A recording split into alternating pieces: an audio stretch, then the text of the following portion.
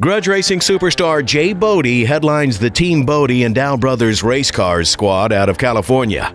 Russ Wallenbauer is Team Boddie's team leader. The team also features engine builder Ben Boylan Jr., fabricators Cole and Cody Dow, and race car mechanic Nick Stewart. Let's take a look at Team Boddie's G-Boddie. All right, this is Team Boddie's car. It is a 1984 Buick Regal.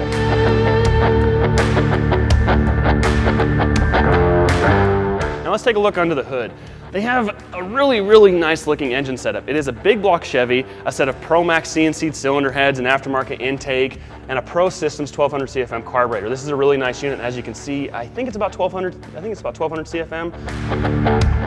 As far as power adder, they went with two nitrous setups. That's right, they're gonna hit it with two stages of nitrous. They have a plate system and a direct port fogger system, and they're gonna stage them differently. I don't know how. They couldn't afford a controller, so that's gonna be really interesting to see going down the track. And to top it all off, they have a set of homemade crush bent headers exiting out the fender, which is looks really funny, but I don't see why it won't work. It's always hard to beat Cole Dow's signature zoomies.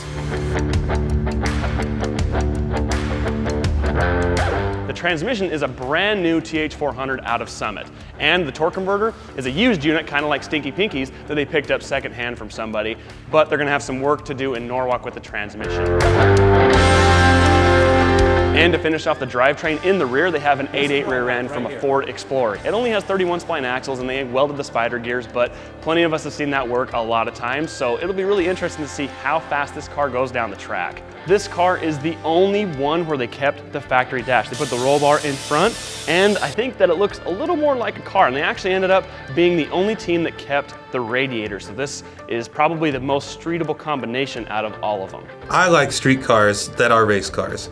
You know, it's not the other way around for me, so I try and keep as much stock stuff as you can that's not gonna mess up the function of the vehicle. I do love the dash. You know, I love how Cody did a badass job wiring in that Ron Francis panel, you know, having it right there next to the vents and everything. I mean, that, to me, that's pretty slick. Keeping the dash was a no-brainer. We had to do it. The door panels are gonna go back on too. The G-Boddie features a 500-plus cubic inch big block Chevy with used aluminum rods and an old steel crank.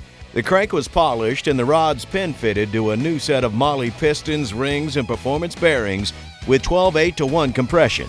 A Summit brand billet dual roller timing chain and harmonic damper complete the short block. The power plant is sealed with a variety of Molle gaskets, while royal purple were the lubricants of choice for the engine, transmission, differential, and assembly lubes, and ARP supplied numerous fasteners for the team. ARP supplied bolts and studs for the heads, main caps, valve covers, intake, vibration damper, and header bolts. The engine is topped with a Pro Systems 1200 CFM carburetor purchased from the $3,000 in cash. A Professional Products Power Plus Hurricane intake was purchased through their $7,000 Summit racing budget. A used plastic fuel cell was found and fed to a MagnaFuel ProStar 500 fuel pump and Holley Performance regulator. Fragola Performance Systems contributed the fuel plumbing from rear to front. The rear suspension is a perfect example of the team showing off their fabricating skills. They cut out the front crash support bumper bracing and used that as material to relocate the suspension links. They also turned the front suspension sway bar into an anti-roll bar in the rear suspension. The front suspension and steering remain as OEM G-Boddie components. All four teams received a mild steel roll cage kit provided by Rhodes Race Cars. They got the car down pretty light, removing 538 pounds of overall weight, which is awesome since they also added a big block, nitrous bottles, and a roll cage to the overall build.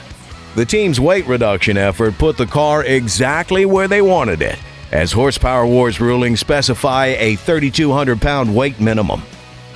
Driver G-Boddie will be held tightly in a used Kirky Circle Track seat with a Summit racing harness. This 1984 Regal is one mean ride. Stay tuned on horsepowerwars.com as we take you through each of the team's rides up close and personal. It all comes to a head on October 4th, when we'll find out who takes the crown, their car, and bragging rights of being the one winner of the 10K Drag Shootout.